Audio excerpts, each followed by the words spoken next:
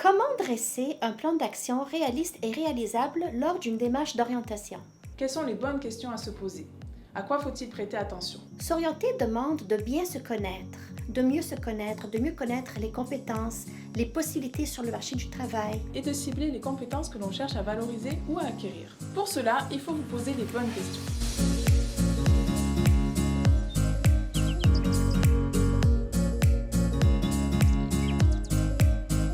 Lors de votre démarche d'orientation, il vous faut faire un retour en arrière sur votre parcours, notamment de formation. Quel était votre degré de satisfaction? Vous avez deux éléments à considérer. La formation initiale, du primaire, secondaire, collégial, etc. Et la formation continue. C'est la formation que l'on effectue en cours d'emploi. D'autres facteurs négatifs sont également à considérer. Est-ce que vous aviez fait ce choix dû à la pression parentale? Est-ce que vous avez vécu de l'intimidation lors de votre parcours scolaire? Un autre point à regarder, c'est la satisfaction lors de vos différents emplois. Évidemment, il y a des emplois que l'on a plus aimés que d'autres. Il existe différents éléments qui peuvent donner une indication de votre niveau de satisfaction pour un emploi donné. Est-ce que ce sont le type de tâches que vous aimiez, des tâches de bureau ou bien des tâches plutôt manuelles? Est-ce que c'était le contact avec la clientèle? Est-ce que vous aviez un salaire satisfaisant? Est-ce que les conditions, les horaires de travail ou la proximité avec votre lieu de résidence étaient satisfaisantes? Est-ce que vous aviez un bon rapport avec la hiérarchie? Tout cela sont des éléments, des critères qui influencent votre niveau de satisfaction en emploi. Un troisième point que l'on oublie parfois, ce sont les implications extra-professionnelles et extrascolaires. Il existe différents types d'implications. Cela peut être des implications sociales, familiales, sportives, communautaires. Lors de ces différentes implications, vous avez appris sur vous-même, sur vos intérêts, sur vos compétences. Selon vous, quelles sont vos réussites marquantes? Là, on se concentre surtout sur la vie professionnelle. Par exemple, est-ce que vous avez réussi à dépasser votre quota de vente? Un autre exemple, est-ce que vous avez réussi à atteindre une satisfaction du client? Est-ce que vous avez réussi à concevoir et monter un projet? Qui ou quoi vous a le plus aidé à faire ces réalisations? Votre patron, votre persévérance, votre mentor, vos collègues? Donc, vous pouvez penser à différents exemples pour dresser une liste de vos réalisations marquantes selon vous. Pensez aussi à ce qui a moins bien fonctionné dans la vie professionnelle. Est-ce qu'il y a eu une perte d'emploi? Est-ce que le projet que vous avez mis sur pied était tombé à l'eau? Est-ce que vous n'avez pas réussi à avoir l'emploi? Donc, vous réfléchissez aussi à qu'est-ce qui est venu dans le chemin? Ça a été quoi les contraintes? Est-ce qu'il y a eu un conflit? Est-ce qu'il y a eu des problèmes personnels qui sont venus influencer la vie professionnelle? Est-ce que vous n'étiez pas motivé à ce moment-là? Donc, différents facteurs à penser pour qu'est-ce qui n'a pas fonctionné en emploi. Pensez aussi à vos motivations. Elles sont essentielles. Donc, vous faites un recul et vous pensez, bon, parmi tout ce que j'ai fait dans ma vie professionnelle, quelles sont les tâches que j'ai vraiment aimé faire et que j'aimerais retrouver à nouveau, quel que soit le métier? Moi, j'ai aimé rédiger un rapport, j'aimerais le refaire de nouveau. J'ai aimé bouger en emploi, je ressens ce besoin, j'aimerais le retrouver à nouveau. Quelles sont les tâches que vous aviez aimé faire? Mais ça suffit, vous aimeriez passer à autre chose. Ensuite, on se pose la question, quelles sont les tâches que j'ai vraiment pas aimées et que je n'ai jamais appris à aimer? Peut-être qu'elles faisaient partie des tâches que vous aimeriez faire, mais cette tâche-là spécifique, vous ne l'aimiez pas. Alors, il faut regarder tout ça. Et enfin, quelles sont les tâches que vous n'avez jamais faites avant? Je ne l'ai jamais fait avant, mais j'aimerais bien l'essayer. Vos motivations sont essentielles car ce sont elles qui vous mettent en mouvement.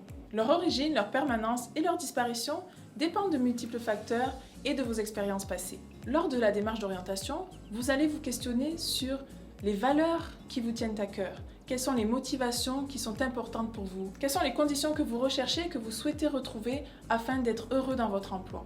On peut citer par exemple les relations professionnelles ou bien encore le salaire élevé. Est-ce que vous recherchez plutôt une bonne conciliation vie professionnelle, vie familiale? Pensez-vous être stimulé par une possibilité d'avancement ou de formation? Êtes-vous plutôt attaché à avoir une certaine liberté dans votre travail, un bon patron? Recherchez-vous un cadre et un environnement agréable? Vous vous réveillez demain matin et vous avez une baguette magique. Quel costume souhaitez-vous endosser? Vous souhaitez être astronaute?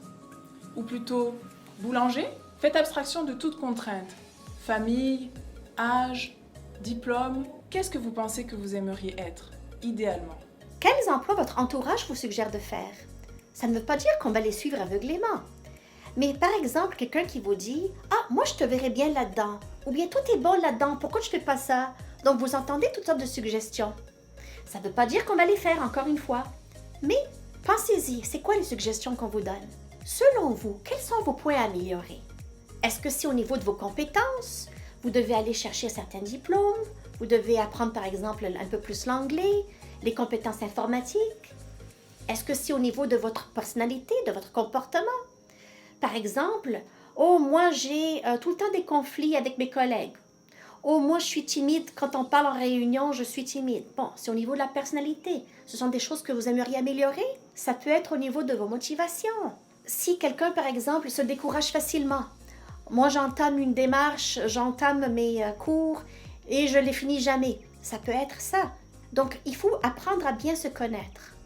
Vous devez songer aussi à quelles sont vos principales contraintes qui pourraient vous empêcher de réaliser votre projet professionnel. Moi, je n'ai pas envie de changer de région. J'ai besoin de rester à Montréal. Je n'ai pas envie de déménager. Un autre exemple, moi, j'ai la difficulté à faire des démarches. Je sais qu'il faut écrire des lettres, il faut faire des appels.